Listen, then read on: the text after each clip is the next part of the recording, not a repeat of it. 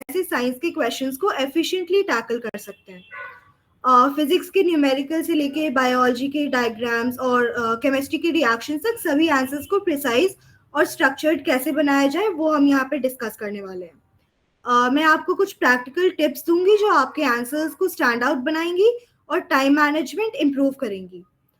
मेरे साथ इस सेशन में पलक है जो कॉमर्स स्ट्रीम गाइड करेंगी, और कोमल है जो ह्यूमैनिटीज के स्टूडेंट्स के लिए स्ट्रैटेजी शेयर करेंगी।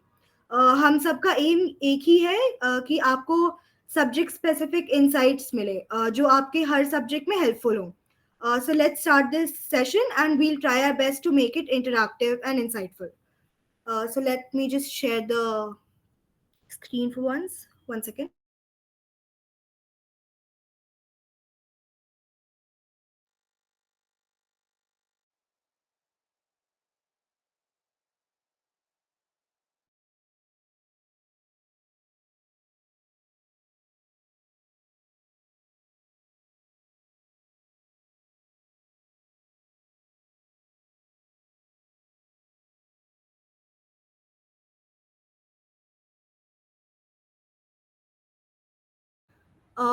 Can everyone tell me in the chat if they can see my screen?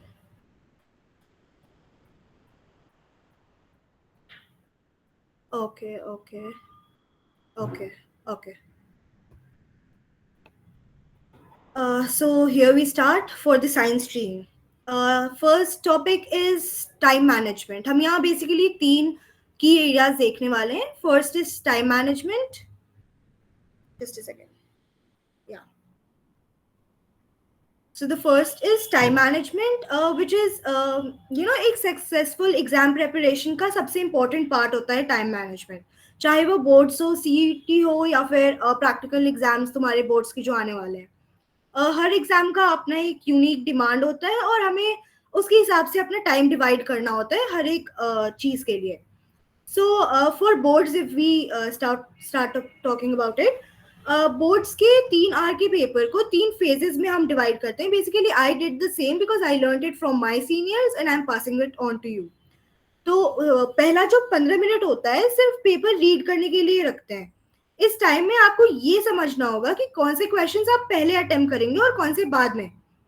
For example जो इजी और शॉर्ट क्वेश्चंस होते हैं उसको पहले सॉल्व करना, क्योंकि वो कॉन्फिडेंस बूस्ट करता है। और ट्रिकी जो भी ट्रिकी क्वेश्चंस है या लेंदी क्वेश्चंस है उस जिसके लिए ज्यादा टाइम लगेगा वो एंड में करना, ताकि उसके लिए टाइम भी ज्यादा बचे, क्योंकि इजी क्वेश्चंस तो सारे पहले हो चुके हैं। एंड देन जो बाकी के 15 मिनट होते हैं लास्ट के, वो तो ऑब्वियसली सबको पता है रिविजन के लिए रखते हैं। और उसमें आप चेक कर सकते हैं छोटी छोटी चीजें, जैसे यूनिट्स, अगर फिजिक्स में बात करें तो यूनिट्स वगैरह, या फिर स्पेलिंग एरर्स, या फिर मिसिंग पार्ट्स कहीं भी हो वो, तो ये सब चेक करने के लिए रखेंगे। फिर एज एन सीयूईटी का अगर बात करें, this was for boards. CUET का अगर बात करें तो सीयूईटी के लिए टाइम मैनेजमेंट और भी इम्पोर्टेंट हो जाता है, क्योंकि यहाँ स्पीड और एक्यूरेसी दोनों मैटर करते हैं। जो एमसीक्यूज होते हैं, एमसीक्यूज को जल्दी और करेक्टली सॉल्व करना होता है। मॉक टेस्ट काफी हेल्पफुल होते हैं ये स्किल डेवलप करने के लिए। I used to give 3 to 4 mock test every week. हाँ, 3 to 4 is enough. So try to focus on topics जो बोर्ड्स और सीयूईटी दोनों में कॉमन होते हैं, जैसे फिजिक्स में काइनेमैटिक्स और बायो में जेनेटिक्स। इससे आपका टाइम भी बचेगा और एफिशिएंसी भी बढ़ेगी। फिर प्रैक्टिकल एग्जाम्स सच मानो तो इजी होते हैं, इतनी कोई टेंशन की बात नहीं है। प्रैक्टिकल एग्जाम्स के लिए हमेशा अपना लैब मैनुअल रिवाइज करके जाओ। प्रैक्टिकल के स्टेप्स और डायग्राम्स को नीटली लिखना और लेबल करना मार्क्स फेच करने के लिए वो बहुत ज्यादा जरूरी होता है। Like for example if I से अगर केमिस्ट्री में टाइट्रेशन का एक्सपेरिमेंट है तो इंश्योर करें कि आपका ऑब्जर्वेशन टेबल एक्यूरेट हो और प्रोसीजर सिस्टमैटिकली लिखा हो, पॉइंट वाइज अच्छे से लिखा हो, mention every key term you know about it.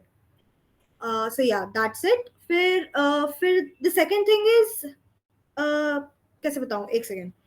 फिर PYQs वगैरह और सैम्पल पेपर्स, आपने सीनियर से भी सुना होगा, आपने टीचर से भी सुना होगा कि ये बहुत ज्यादा इंपॉर्टेंट होता है। तो ये होता क्यों है?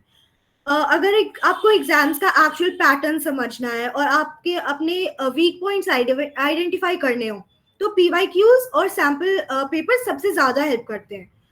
बोर्ड्स के पेपर में काफी बार सिमिलर या सेम टाइप के क्वेश्चंस आ जाते हैं, सेम टॉपिक से भी उठ के आ जाते हैं, कई बार तो बेसिकली रिपीट होते रहते हैं, स्पेशली फिजिक्स और केमिस्ट्री में।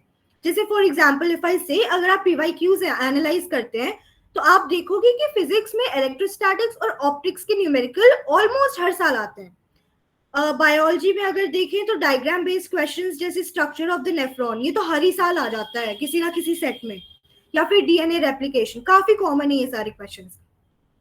तो सैम्पल पेपर सॉल्व करते वक्त ट्राई करो कि आप हर सब्जेक्ट का पेपर टाइम बाउंड एनवायरनमेंट में सॉल्व कर रहे हो। जितने भी पेपर सॉल्व करो आप उस पेपर्स को एक टाइम लिमिट देख के सॉल्व किया करो।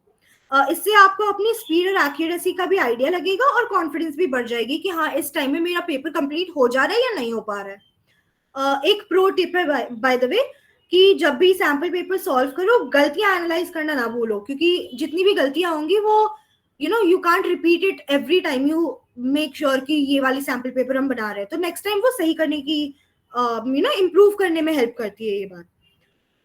फिर हम चलते हैं आगे, which is framing answers. Subject wise हम आंसर्स कैसे फ्रेम कर सकते हैं? या तो हर सब्जेक्ट के आंसर्स का फ्रेमिंग अलग होता है, और अगर आप एग्जामिनर का पर्सपेक्टिव समझ कर लिखते हो तो मार्क्स मैक्सिमाइज करने का चांस बढ़ता है, अगर आप देखो कि हाँ वो उसको क्या चाहिए होगा। तो फिजिक्स के आंसर्स जो सॉल्व करते समय हमेशा फॉर्मूला लिखने से स्टार्ट करो। हमेशा कोई भी क्वेश्चन हो उसका फॉर्मूला लिखना शुरू करो, फिर स्टेप्स सिस्टमैटिकली दिखाते हुए कैलकुलेशन करो। जैसे हम क्लास में कभी कभी करते हैं ना, तो आंसर करने के लिए हम जल्दी जल्दी में बीच के स्टेप्स उड़ा देते हैं, वो स्टेप्स वहां पे लिखो ताकि उसके भी नंबर मिल सके। अगर आपका कभी ऐसा होता है कि आंसर गलत आ जाए तो यहाँ स्टेप मार्किंग होती है, स्टेप्स पे मार्क्स दे देते हैं टीचर्स, तो स्टेप सारे लिखा करो।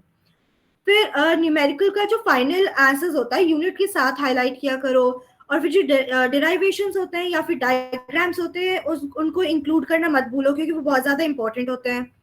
फिर जैसे अगर क्वेश्चंस लेंस फॉर्मूला का है तो साथ में रे डायग्राम बनाना मार्क्स सिक्योर करने के लिए, एक मार्क्स उसके एक्स्ट्रा ऐसे भी दे देंगे वो। फिर केमिस्ट्री में अगर हम बात करें तो केमिस्ट्री में ऑर्गेनिक रिएक्शंस को स्टेप वाइज एक्सप्लेन करो, और कंडीशंस लाइक टेम्परेचर या कैटलिस्ट को जरूर मेंशन किया करो। फिर इनऑर्गेनिक केमिस्ट्री के आंसर्स को हमेशा पॉइंट्स में प्रेजेंट करो, और फिजिकल केमिस्ट्री के न्यूमेरिकल्स के लिए प्रॉपर यूनिट्स और फॉर्मूलाज लिखना मत भूलना। जैसे नर्स्ट इक्वेशन आता है तो उसका पहले तो फॉर्मूला लिखो, सीधे स्टार्ट मत करो बनाना। फिर अगर बायोलॉजी में हम देखें तो बायोलॉजी में आंसर्स में डायग्राम्स काफी इंपॉर्टेंट रोल प्ले करते हैं। अगर एक लेबल डायग्राम इंक्लूड करते हो तो आपके आंसर्स और इम्पैक्टफुल लगते हैं। लॉन्ग आंसर्स को हेडिंग्स और सब हेडिंग्स के साथ प्रेजेंट किया करो। जैसे अगर डाइजेशन का क्वेश्चन है तो हेडिंग्स के थ्रू हर ऑर्गन का रोल एक्सप्लेन कर सकते हो। कीवर्ड्स अंडरलाइन करना होता है बायो में, ये तो बहुत ज्यादा बेसिक है, और ये एग्जामिनर का अटेंशन भी ग्रैब करता है कि हाँ तूने कीवर्ड्स लिख रखे हैं तो उसे आता होगा। फिर नेक्स्ट टॉपिक है हमारा रिविजन स्ट्रैटेजी। क्योंकि अभी तो एंड आ गया, 2-3 महीने ही बाकी है, तो अब तो रिवाइज ही करोगे। तो रिविजन एक कंसिस्टेंट प्रोसेस होना चाहिए जो आपके प्रिपरेशन के फाउंडेशन को वेरी स्ट्रांग बनाता है। ये तो हर सब्जेक्ट के लिए एक स्पेसिफिक रिविजन स्ट्रैटेजी बना के रखो। जैसे फिजिक्स के लिए एक सेपरेट फॉर्मूला नोटबुक बनाओ और हर दिन 15-20 मिनट उसे रिवाइज कर लो, क्योंकि फॉर्मूलाज अगर तुम्हें आंसर बनाना नहीं भी आता है तुम्हें फॉर्मूलाज पे भी मार्क्स मिल जाएंगी। ट्रस्ट मी, फॉर्मूलाज पे मिलती है मार्क्स सिर्फ। फिर साथ ही अगर हर चैप्टर के 4-5 न्यूमेरिकल प्रैक्टिस कर लो, स्पेशली ट्रिकी चैप्टर्स जैसे इलेक्ट्रोमैग्नेटिज्म हो गया और ऑप्टिक्स भी हो गया। फिर केमिस्ट्री के लिए पीरियोडिक ट्रेंड्स जो होते हैं, फिर ऑर्गेनिक रिएक्शंस और एनसीईआरटी के हाईलाइटेड पॉइंट्स रिवाइज करते रहो। बायोलॉजी के डायग्राम्स और NCERT line by line revise करना सबसे इफेक्टिव स्ट्रैटेजी है। एक सेकेंड, या ओके। क्योंकि इस सब्जेक्ट में एनसीईआरटी के अंदर डायरेक्ट क्वेश्चंस आ जाते हैं लाइन वाइज, कहीं भी से उठा के दे देंगे ये चैप्टर के अंदर से, तो लाइन बाय लाइन तुम्हें याद होनी चाहिए।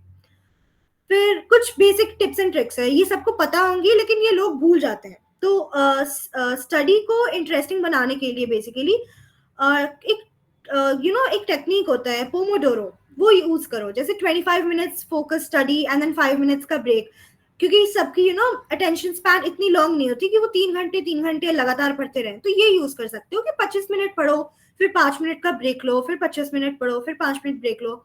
It is very useful. फिर फ्लैश कार्ड्स बना के रखना इज वेरी इंपॉर्टेंट, जैसे फॉर्मूलाज के लिए या रिएक्शंस के लिए, या जो डेफिनेशंस याद नहीं हो रहे हैं उनको उनके फ्लैश कार्ड्स बना लो। फिर mock exams are very very important. हर वीक अटेम्प्ट किया करो ताकि आप अपनी स्पीड और प्रेपरेशन का सेल्फ असेसमेंट खुद कर रहे हो कि हाँ कहाँ गलतियां हो रही है हमारी, वो भी देख रहे हो। फिर इम्पॉर्टेंट टॉपिक्स हैं यहाँ, तो ये तो आप देख ही लो। ये फिजिक्स वगैरह के ये सारे इम्पोर्टेंट टॉपिक्स होते हैं। बेसिकली अगर कुछ भी नहीं पढ़ रखा तो ये तो पढ़ के ही जाओ। फिर केमिस्ट्री के ये सारे हैं और बायो के ये सारे, ये आप लोगों के टीचर्स ने भी बोला होगा तो ये तो पता ही है। फिर प्रेजेंटेशन ऑफ आंसर्स, ये actually this makes you think कि हाँ भाई इसमें क्या ही ज्यादा इंपॉर्टेंट होगा, लेकिन it actually is the base. अगर तुम सारे आंसर्स, जैसे अगर तुम बायो में जाते हो और सारे आंसर्स पॉइंट्स पे लिख के आ जाते हो, that is not a good way to write an answer in bio. लेकिन अगर वही तुम पॉइंट्स पे लिख के आ रहे हो फिजिक्स में या फिर केमिस्ट्री में, तो वो तुम्हें मार्क्स दे देंगे। तो presentation of answer is very very important. तो ये बहुत ज्यादा एक अंडररेटेड फैक्टर है, लेकिन आपके मार्क्स बहुत ज्यादा बूस्ट कर सकता है। नीट और वेल ऑर्गेनाइज्ड आंसर्स एग्जामिनर को बहुत ज्यादा इंप्रेस करते हैं, तो पहले तो राइटिंग ही अच्छी होनी चाहिए। आंसर्स को पैराग्राफ्स के बजाय पॉइंट्स में लिखने की प्रैक्टिस करो, जैसे specially for physics and chemistry too, जैसे पीरियोडिक टेबल वगैरह की क्वेश्चंस आए तो उसके लिए। डायग्राम्स को नीट और पेंसिल से ड्रॉ करा करो और रूलर का यूज करके उन्हें लेबल वगैरह करा करो। फिर अगर कोई डेराइवेशन लिख रहे हो तो उसका फाइनल एक्सप्रेशन बॉक्स के अंदर हाईलाइट करो। Make sure you make boxes and underline things whenever necessary. Similarly अगर लॉन्ग आंसर्स लिख रहे हो, जैसे एक्सप्लेन माइटोसिस फॉर एग्जांपल, तो पहले तो एक क्रिस्प इंट्रोडक्शन दो, व्हाट इज माइटोसिस वगैरह। फिर हेडिंग्स के अंदर फ्रेजेस, फेजेस, माइटोसिस के फेजेस डालो, एक्सप्लेन करो उसको, और एंड में एक नीट डायग्राम ड्रॉ करो। अवॉइड करो ओवर राइटिंग और कटिंग, क्योंकि वो बहुत ज्यादा अनटाइडी फिर लगता है and then it makes the examiner think twice before giving you marks, क्योंकि ये प्रेजेंटेशन को क्लटर्ड बना देते हैं। फिर कॉमन मिस्टेक्स या फिर इम्पोर्टेंट टॉपिक्स, हर मतलब अभी देखा हमने ऊपर में यहाँ पे, तो हर सब्जेक्ट में कुछ चैप्टर वाइज वेटेज होती है, उनके हिसाब से ये लिख रखा है मैंने, तो ये भी आप ध्यान दे सकते हो। फिर एक common mistakes to avoid, boards के टाइम पे हमेशा बैक करके रखो लो मार्क्स क्वेश्चंस के लिए ज्यादा लिखने का, या हाई मार्क क्वेश्चंस को शॉर्ट करने की गलती मत किया करो। फिजिक्स और केमिस्ट्री के न्यूमेरिकल्स में यूनिट्स मिस करना और बायोलॉजी के डायग्राम्स को लेबल ना करना सबसे कॉमन मिस्टेक होता है, जो लोग अवॉइड कर सकते हैं लेकिन वो कर नहीं पाते हैं। एग्जाम के प्रेशर में टाइम मिस मैनेजमेंट करना और पैनिक करना भी बहुत कॉमन है, और जिसकी वजह से आप आंसर्स भी कम लिख के आते हो या काफी ज्यादा लिख देते हो। लेकिन अगर आप टाइम बाउंड प्रैक्टिस करते रहो, जैसे 3 घंटे के पेपर आप मॉक्स देते रहो, तो वो आप इजीली टैकल कर सकते हो। फिर यहाँ कुछ रिसोर्सेज हैं, you can give it a look. इनसे मैंने पढ़ा है और ये मुझे सीनियर्स ने भी बता रखी है, इन रिसोर्सेज को यूज करना है फॉर फिजिक्स।